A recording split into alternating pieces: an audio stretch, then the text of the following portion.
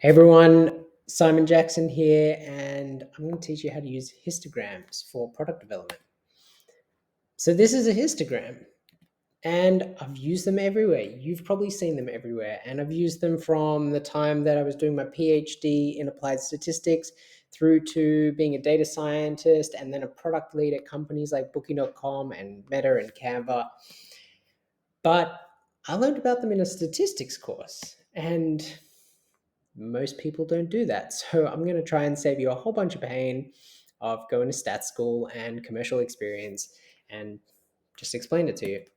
So I'm going to try and give you the fastest, easiest intro with these three things. What is a histogram? Why do we use them? And how to get insights from them.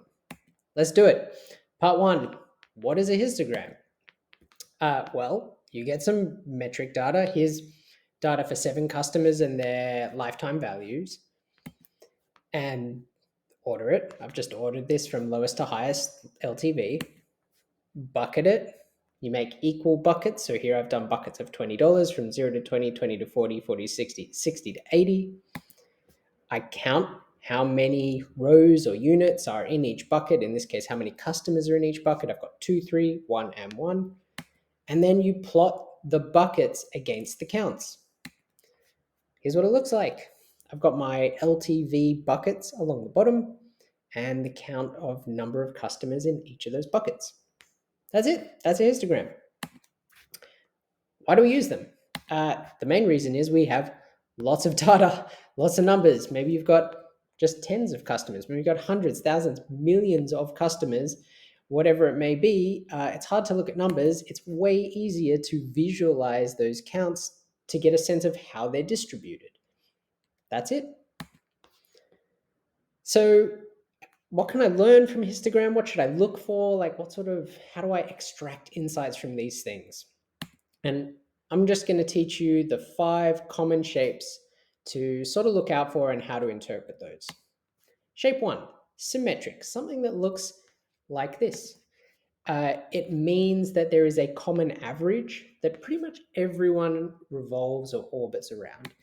An example might be customer heights. Like if you're a company that sell clothing, customer heights, typically normally symmetrically distributed, and you can see that very quickly in your histogram.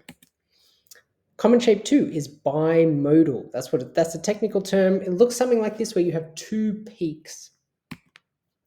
And you interpret it as, okay, there's 2 clusters or groups around 2 different averages. A really common example in product is star ratings or reviews. You get people typically giving either really high reviews or really low reviews, and you get these 2 peaks. Uniform. It's pretty boring. It's very flat. In the real world, you get a little bit of fluctuation, but pretty flat. It just means there's a very even spread across the metric values with no typical scores or preferences or averages.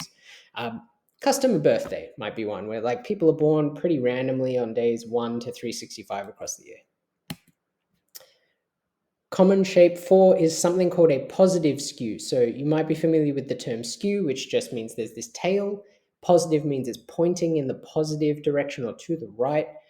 So it looks like this. It means it's very common to have low scores, and then you have rare cases spread as you go higher. And as you go higher, it gets rarer and rarer. Common example, customer lifetime value. Most customers have a low lifetime value, and then depending on your business, you often have customers with higher lifetime values get rarer and rarer. The opposite to that is our last common shape, which is a negative skew. So again, it's skewed, it's got this tail, it's not symmetrical, and the skew is in the direction of the negative or to the left. So reverse interpretation here, it's common for people to get very high scores, and rare cases spread to the lower end. Example might be how long or the time it takes for customers to take up a limited time offer. Like let's say you make a discount or a sale that's going to expire in a week. Customers might not jump on that straight away, but they tend to jump on it closer and closer to the deadline. That's a wrap. I hope this was useful. That's how to use a histogram for product teams.